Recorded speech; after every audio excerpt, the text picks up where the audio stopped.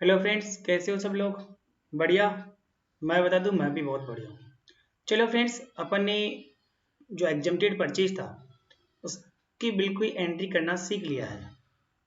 देखिएगा फ्रेंड्स, मैंने आपको पहले भी कहा था कि परचेज कितने टाइप की होगी। ऑलमोस्ट तो दो टाइप की होगी, या तो टैक्सेबल होगी या वो एग्जम्प्टेड होगी। तो अपन ने क्या किया, जो टैक्सेबल के भी दो टाइप होंगे, या तो आप लोकल से खरीद रहे होंगे मतलब इंटर स्टेट परचेज कर रहे होंगे, या फिर आप क्या कर रहे होंगे, अदर स्टेट से खरीद रहे होंगे मतलब इंटर स्टेट परचेज कर रहे होंगे।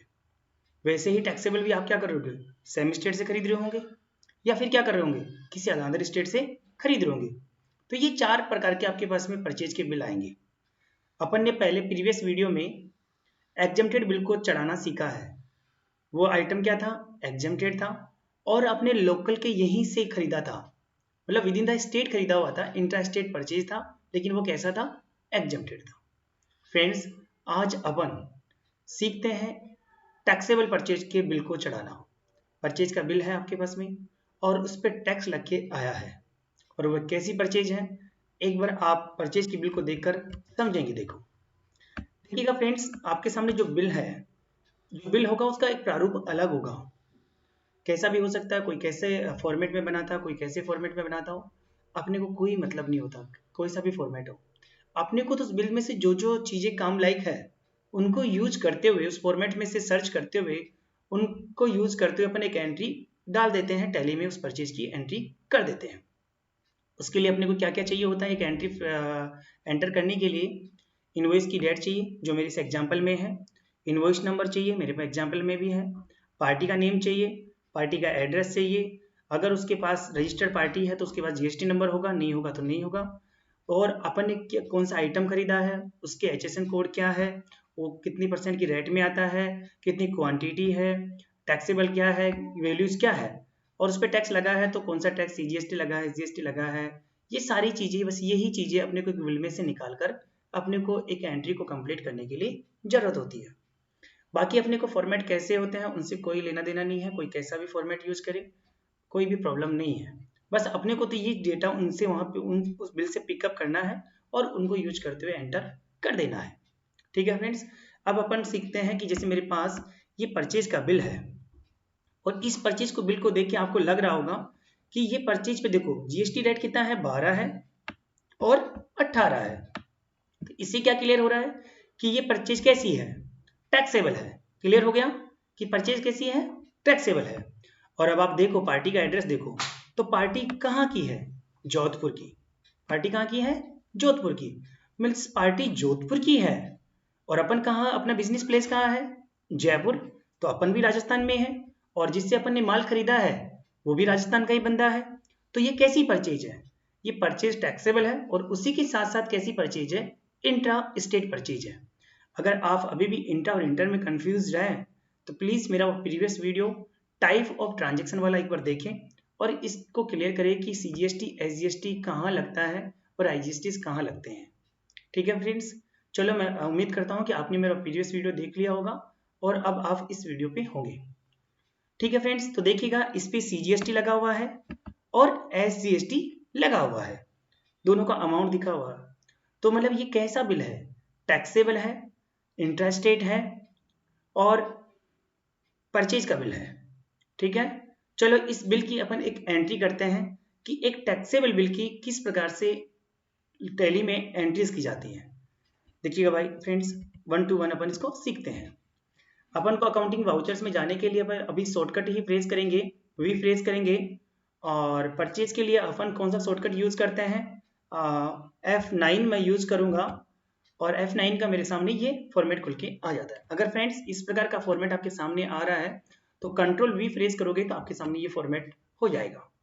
ठीक है फ्रेंड्स, सप्लायर इनवॉइस नंबर, तो मेरे पास सप्लायर इनवॉइस नंबर है 1478। ओके, डेट है 2/9। तो मैं इसे F12 दबाऊंगा, सॉरी F2 दबा के फ्रेज करके मैं यहाँ पे डेट मेंशन कर दूंगा, 2/9 हो जाता है। अब है पार्टी नेम, देखिएगा फ्रेंड्स पार्टी नेम है एस जी इलेक्ट्रोमार्ट प्राइवेट लिमिटेड।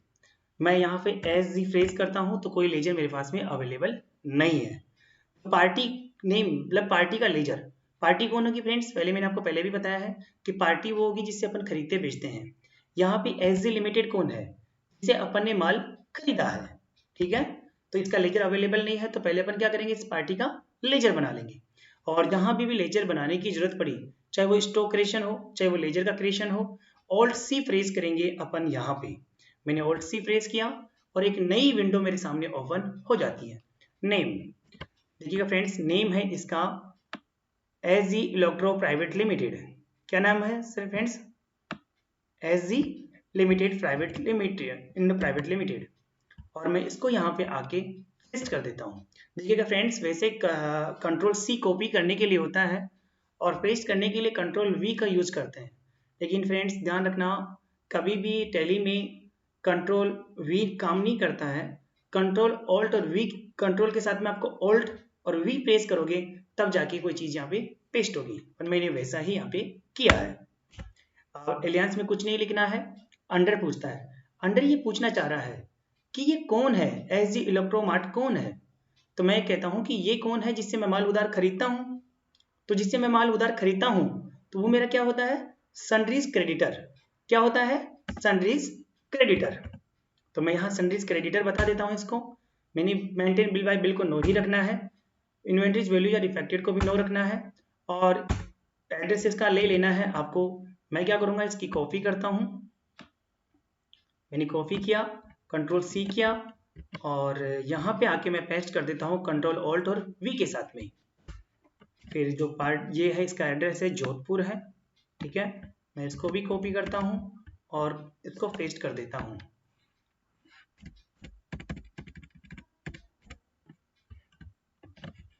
ठीक है फ्रेंड्स, इंडिया में ही है, कंट्री स्टेट राजस्थानी है, पिन कोड अवेलेबल है तो लिख दीजिएगा, अदरवाइज रहने दीजिएगा। प्रोवाइडेड बैंक डिटेल, कभी भी हमारे पास में सेलर की बैंक डिटेल्स अवेलेबल नहीं होती है, होगी तो आप यस करके उसके मेंशन कर सकते हो, अदरवाइज इसको नो ही रहने दीजिएगा। यहाँ आपको पेन नंबर वगैरह कुछ मेंशन नहीं करना है। रजिस्ट्रेशन टाइप, देखिए फ्रेंड्स, जो जीएसटी में जो रजिस्ट्रेशन टाइप होते हैं, इसका भी मेरा एक सेपरेट वीडियो है, और वो वीडियो आप देखें, वहाँ मैंने सारे रजिस्ट्रेशन टाइप्स को समझा रखा। अभी के लिए आप इसे रेगुलर ही रखेंगे और एंटर करेंगे। जीएसटी नंबर, मेरे यहाँ पे जीएसटी नंबर मेरे पास इसके अवेलेबल है, तो मैं इसे कॉपी कर लेता हूँ और कंट्रोल सी करके, और वहाँ पे आके कंट्रोल ऑल्ट और वी के साथ में उसे पेस्ट कर देता हूँ। जीएसटी नंबर और एंटर करेंगे और एक्सेप्ट कर लेंगे। ठीक है फ्रेंड, इसको कुछ नहीं करना है, इसको एक्सेप्ट करते हुए अभी एक पल के लिए आगे बढ़ जाना है। ठीक है फ्रेंड्स, अब आता है परचेज का लेजर। परचेज का लेजर अपने पास एक अवेलेबल तो है, लेकिन ये है परचेज एग्जेम्प्टेड, क्योंकि अपन ने जो माल खरीदा है वो तो टैक्सेबल है, ये एग्जेम्प्टेड नहीं है। तो इसके लिए अपन को क्या करेंगे, एक और सेपरेट लेजर बनाएंगे परचेज टैक्सेबल का। और ये पता होना चाहिए फ्रेंड्स, ये जोधपुर से है, तो कैसी परचेज अपनी, इंट्रा। इसी की वजह से, इंट्रा होने की वजह से इस पे सीजीएसटी और एसजीएसटी यहाँ पे लगाया गया है। तो ठीक है फ्रेंड्स, अपन यहाँ पे एक लेजर बना लेते हैं। ऑल्ट सी कर प्रेस करेंगे और परचेज टैक्सेबल है आपकी, और कैसी है, इंट्रा है। एलियंस में कुछ नहीं लिखना है, और अंडर क्या करना है आपको, ये पूछता है परचेज टैक्सेबल इंट्रा क्या है, तो इसको अपने को बताना ये है क्या, परचेज ही है, क्योंकि अपने परचेज को कितना बाइफरकेट किया है, 4 भागों में बाइफरकेट किया है, 2 के और उनके एक एक 2-2 टुकड़े। ठीक है, परचेज ही रखना है। इन्वेंट्री वैल्यूज आर इफेक्टेड कर देना है, अगर यहाँ परचेज नहीं है तो सेलेक्ट कर लेंगे परचेज को, इन्वेंट्री वैल्यूज आर यस कर देना है, नॉट एप्लीकेबल ही रहने देना है। जीएसटी डिटेल्स को यहाँ कहीं पे भी अल्टर नहीं करना है, सिर्फ मैं वहाँ जहाँ पे बताऊंगा उसके अलावा यही नो ही रहने देना है। यहाँ पे गुड्स को सेलेक्ट कर लेना है और नो रहने देना है, बैंक डिटेल्स को भी, और एक्सेप्ट कर लेना है। ठीक है फ्रेंड्स, इसके बाद आता है नेम ऑफ आइटम। अब अपन ने क्या खरीदा है, तो यहाँ देखो फ्रेंड्स, अपन ने खरीदा है Vivo Y91। तो नेम ऑफ आइटम अगर पहले से बनाया हुआ है तो उसी को यूज कर लेंगे। वी फ्रेज करता हूँ, लेकिन मेरे पास में पहले से स्टॉक क्रिएशन में नहीं है, तो मैं स्टॉक क्रिएशन कर लेता हूँ ऑल्ट सी करके, और यहाँ लिख देता हूँ Vivo Y91। एलियंस में कुछ नहीं लिखना है, प्राइमरी में जो अंडर है। अब देखिएगा फ्रेंड्स, यहाँ मेरे पास पहले से मैंने कुछ जो एग्जेम्प्टेड के 5% की टैक्सेस की कुछ बिल्स एंट्रीज की थी, इस वजह से यहाँ पे आइटम एट द रेट 0% और 5% अवेलेबल है। अगर ये 5% और 0% में होता तो मैं इसी को सेलेक्ट करते हुए आगे बढ़ जाता, लेकिन आप देखोगे तो इस पर 12% का टैक्स रेट है, तो मैं यहाँ बनाना पड़ेगा मुझे नया लेजर। तो वही ऑल्ट सी प्रेस करूंगा और नाम लिख दूंगा items at the rate 12%, enter करूंगा, एलियंस में कुछ नहीं लिखना है और यहाँ पे भी प्राइमरी कुछ नहीं करना है, नो ही रखना देना है जीएसटी डिटेल को, और क्वांटिटी डिटेल को नो रखना है और आगे बढ़ते हुए एंटर करते हुए आगे बढ़ जाना है। अब जो फ्रेंड्स मेरे पास जो आइटम आया है वो आया है पीसेज में, देखिएगा किस में आया है, पीसेज में, और यहाँ पे मेरे पास में पीसेज का पहले से यूनिट्स अवेलेबल है। देखिएगा क्या होता है, पीसेज कुछ आइटम्स जो पीसेज में आते हैं, कुछ आइटम्स क्वांटिटी में केजीज में आते हैं, कुछ मीटर्स में आते हैं, कुछ लीटर्स में आते हैं, कुछ आइटम्स पैकेट्स में आते हैं। तो जैसी जिस प्रकार से वो आते हैं ऐसा अपन उसका यूनिट्स यहाँ पे बना के चलेंगे। मैंने पहले से पीसीएस बना रखा है तो इसलिए उसको सेलेक्ट कर लूंगा, अगर नहीं होता तो मैं ऑल्ट सी प्रेस करके वहाँ पे बना लेता हूँ। ठीक है, अभी इसी पीसीएस को सिलेक्ट करूंगा और एंटर करते हुए आगे बढ़ जाऊंगा। लेकिन फ्रेंड्स एक बार आप देख लीजिएगा ऑल्ट सी प्रेस करके कैसा डायलॉग बॉक्स ओपन होता है ये नई यूनिट बनाने के लिए। एग्जाम्पल के लिए एक बार मान लीजिएगा कि ये किलोग्राम में आता, तो मैं क्या करता, KGS किलोग्राम में लिख के क्या सिंबल सेलेक्ट कर देता, KGS, फॉर्मल नेम लिख देता उसका किलोग्राम, और यूनिट क्वांटिटी के लिए क्या प्रेस करता, KG, और जैसे ही KG लिखता मैं यहाँ पे किलोग्राम लिखा हुआ आ जाता, इसको मैं सेलेक्ट करता और एंटर करते हुए आगे बढ़ जाता। लेकिन फ्रेंड्स देखिएगा मेरे पास में तो ये क्या किलोग्राम में आया नहीं, ये आया है मेरे पीसेज में, तो मैं इसको पीसेज को सिलेक्ट करूंगा और एंटर करूंगा। जीएसटी एप्लीकेबल को यहाँ एप्लीकेबल ही रहने देना है, और फ्रेंड्स यहीं पे सिर्फ जीएसटी अल्टर करनी है डिटेल को, इसके अलावा जहां जहां ये ऑप्शन आपको नजर आया था सेट जीएसटी अल्टर डिटेल, वहां सब जगह नो करना है, सिर्फ इसी जगह स्टॉक रेशन पे इसको यस करना है। यस करते हुए आपके सामने ये न्यू डायलॉग बॉक्स ओपन होगा। अगर ये इस प्रकार से नहीं हो रहा है तो आपको यहाँ F12 में जाना है कॉन्फ़िगरेशन में, और HSN कोड वाले को यस कर देना है और show all GST type taxes को यस कर देना है, तो आपके पास में ये ऐसा डायलॉग बॉक्स ओपन हो जाएगा। डिस्क्रिप्शन में कुछ मेंशन नहीं करना है, और HSN कोड आपको जो भी है 8518517210 मेंशन कर देना है, ऑन वैल्यू भी रखना है। और आपका टैक्सेबिलिटी, देखिए ये आइटम कैसा है, टैक्सेबल है, तो टैक्सेबल सेलेक्ट कर देंगे, एंटर कर देंगे, और रेट क्या है इस पर 12% है, तो मैं यहाँ 12% एंटर कर देता हूँ। एंटर करते हुए मैं आगे बढ़ जाऊंगा। टाइप ऑफ सप्लाई गुड्स की है सप्लाई, तो गुड्स ही रखेंगे, और रेट ऑफ ड्यूटी यहाँ कुछ नहीं मेंशन करना है, और एंटर करते हुए आगे बढ़ जाना है। अब मैंने कितने पीसेज खरीदे हैं, मैंने 2 पीसेज खरीदे हैं, तो 2 प्रेस करूंगा, एंटर करूंगा। रेट है 5357.14, और ये टोटल 10,400 का कुछ आ जाता है। इसके अलावा मैंने एक आइटम और खरीदा है बैटल C51, मैं बी प्रेस करता हूँ, मेरे पास में कोई स्टॉक नहीं है तो मैं ऑल्ट C करूंगा और वही ले स्टॉक क्रिएशन कर लूंगा, बैटल C51। एलियंस में कुछ नहीं लिखना है, अंडर जो मैं देखता हूँ कि कितनी % की रेट में है, 18%, और मेरे पास में लिस्ट ऑफ ग्रुप में ऐसा कुछ भी नहीं है, अगर होता तो मैं उसे सेलेक्ट करते हुए आगे बढ़ जाता, नहीं है तो मैं इसे बना लेता हूँ ऑल्ट C प्रेस करके, और इसे मैं कर देता हूँ आइटम्स @18%। एलियंस में यहाँ पे कुछ नहीं लिखना है, अंडर प्राइमरी रहने देना है, यहाँ पे क्वांटिटी डिटेल्स को भी कुछ नहीं छेड़ना है, नो ही रहने देना है, अल्टर जीएसटी डिटेल को नो रहने देना है, और एक्सेप्ट करते हुए आगे बढ़ जाना है। अब ये जो आइटम आया है ये भी पीसेज में आया है फ्रेंड्स, तो मैं इसे पीसेज को सेलेक्ट करूंगा, आगे बढ़ जाऊंगा, जीएसटी डिटेल को एप्लीकेबल ही रहने देना है, अल्टर्ड जीएसटी डिटेल को केवल यहीं पे यस करना है, यस करूंगा, ये न्यू डायलॉग बॉक्स आ जाएगा। डिस्क्रिप्शन में कुछ नहीं मेंशन करना है, HSN कोड आपका जो भी है वो आप मेंशन कर दीजिएगा, ऑन वैल्यू ही रखना है, और ये आइटम कैसा है, टैक्सेबल है, तो टैक्सेबल को सेलेक्ट कर लीजिएगा, रेट 18% आपका है तो 9% CGST SGST दोनों हो जाता है। वैसे एंटर करते हुए टाइप ऑफ सप्लाई गुड्स ही रहेगा, और एंटर रेट ऑफ ड्यूटी यहाँ कुछ नहीं मेंशन करना है, और आगे एक्सेप्ट करते हुए आगे बढ़ जाना है।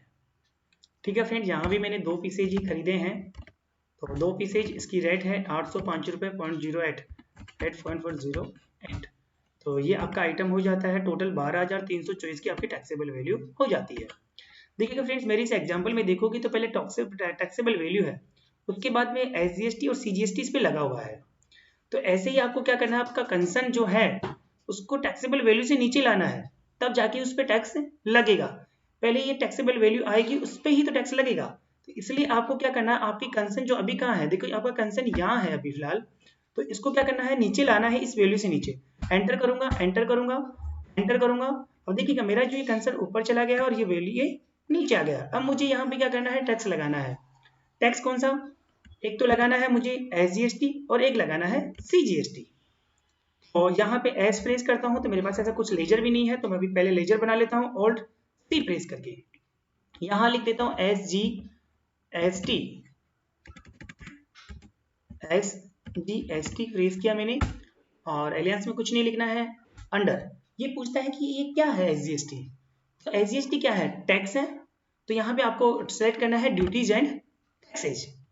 ड्यूटीज एंड टैक्सेस को सेलेक्ट करेंगे और ये पूछता है टाइप ऑफ ड्यूटीज कैसी है, ये GST GST है तो GST सेलेक्ट कर लेंगे। एस का मतलब ही क्या है, state goods and service tax, तो स्टेट टैक्स को सेलेक्ट कर लोगे और यहाँ पे परसेंटेज ऑफ कैलकुलेशन को 0 ही रखोगे और नॉट एप्लीकेबल करते हुए और बाकी सेटिंग्स को एज इट इज रखते हुए आप आगे एंटर मारते हुए आगे बढ़ जाओगे। तो देखोगे फ्रेंड्स SGST इसने ऑटोमेटिक ले लिया है 7.77। देखिएगा कुछ फ्रैक्शंस होगा, एक पैसे का इग्नोरेबल है, कोई बड़ी चीज नहीं है, और एंटर मारते हुए आप आगे बढ़ जाओगे। अब इस पे आपको लगाना है CGST और, तो मैं C प्रेस करता हूँ, लेकिन मेरे पास में CGST का कोई लेजर नहीं है तो मैं लेजर बना लूंगा ऑल्ट C प्रेस करके, और यहाँ पे मेंशन कर देता हूँ CGST, एंटर करूंगा। एलियंस में कुछ नहीं लिखना है, अंडर ड्यूटीज एंड टैक्सेज में ही जाना है। CGST भी क्या है, ड्यूटीज एंड टैक्सेज ही है, और यहाँ पे GST आपको सेलेक्ट कर लेना है। और CGST का मतलब, C का मतलब ही क्या है, central goods and service tax, central tax को सेलेक्ट कर लेना है, परसेंटेज ऑफ कैलकुलेशन को 0 ही रखना है, बाकी की सेटिंग्स को एज इट इज रखते हुए आगे जाना है। अब आपका ये भी 7.77 बिल्कुल आपका मैच कर रहा है, और आपका जो टोटल बिल बन जाता है वो बन जाता है 13,899.98 पैसे का, और इसमें आपका राउंड ऑफ है 4 पैसे का, लेकिन अपना कुछ फ्रैक्शंस एक पैसा इधर कंज्यूम हो गया तो अपना फ्रैक्शंस 2 पैसे का आ रहा है, तो कोई बड़ी चीज नहीं है। लेकिन अपन अभी भी क्या करते हैं, अपन भी राउंड ऑफ कर लेते हैं। इसके लिए ऑल्टर एंटर करेंगे और राउंड ऑफ का एक लेजर बना लेंगे। मैंने R प्रेस किया, मेरे पास कोई लेजर पहले से नहीं था, अगर होता तो मैं उसको सेलेक्ट कर लेता। यहाँ पे मैं क्या करूंगा, एक राउंड ऑफ का नया लेजर बनाऊंगा ऑल्ट C प्रेस करके, और यहाँ पे लिख लेता हूँ राउंड ऑफ। राउंड ऑफ क्या है, मेरा राउंड ऑफ एक खर्चा है, क्योंकि मुझे देखो बिल तो मैंने माल कितने का खरीदा है, ऐसे 13,899 कुछ पैसे का खरीदा है, लेकिन मुझे देना कितना पड़ा, 13,900। मेरा एक खर्चा ही तो ज्यादा देना पड़ा, मेरा खर्चा ही तो है। तो इसे क्या करोगे, खर्चा है, लेकिन कैसा खर्चा है तुम्हारा, डायरेक्ट नहीं, इनडायरेक्ट एक्सपेंसेज है। देखिए फ्रेंड्स, टाइप ऑफ एक्सपेंसेज का एक मेरा शॉर्ट वीडियो रहेगा, आप उसे भी देखना कि किस एक्सपेंसेज को तो डायरेक्ट एक्सपेंसेज कहेंगे और किस एक्सपेंसेज को इनडायरेक्ट एक्सपेंसेज कहेंगे। अभी के लिए मान लीजिएगा कि राउंड ऑफ अपना कैसा खर्चा है, इनडायरेक्ट एक्सपेंसेज है। तो इनडायरेक्ट एक्सपेंसेज को सेलेक्ट करेंगे और values, inventory values are affected को यहाँ पे भी ऐसे रखना है, और इनवॉइस राउंडिंग का सेलेक्ट करना है, यहाँ पे नॉर्मल राउंडिंग ही रखनी है, एक राउंडिंग लिमिट एक ही रखना है आपको, और सारी डिटेल्स को एज इट इज रखते हुए आप एंटर करते हुए इसको एक्सेप्ट कर लोगे। एक्सेप्ट करने के बाद में इसने ऑटोमेटिक 2 पैसे को राउंडिंग ऑफ किया, और टोटल जो बिल है 13,900 रुपए का, ये इसकी एंट्री कंप्लीट कर देता है, और आपका बिल जो है वो भी 13,900 रुपए का ही है। तो इससे करके आपकी ये एंट्री, परचेज की बिल की एंट्री कंप्लीट हो जाती है। इसको एक्सेप्ट करने के लिए एंटर कर दीजिएगा, एंटर कर दीजिएगा।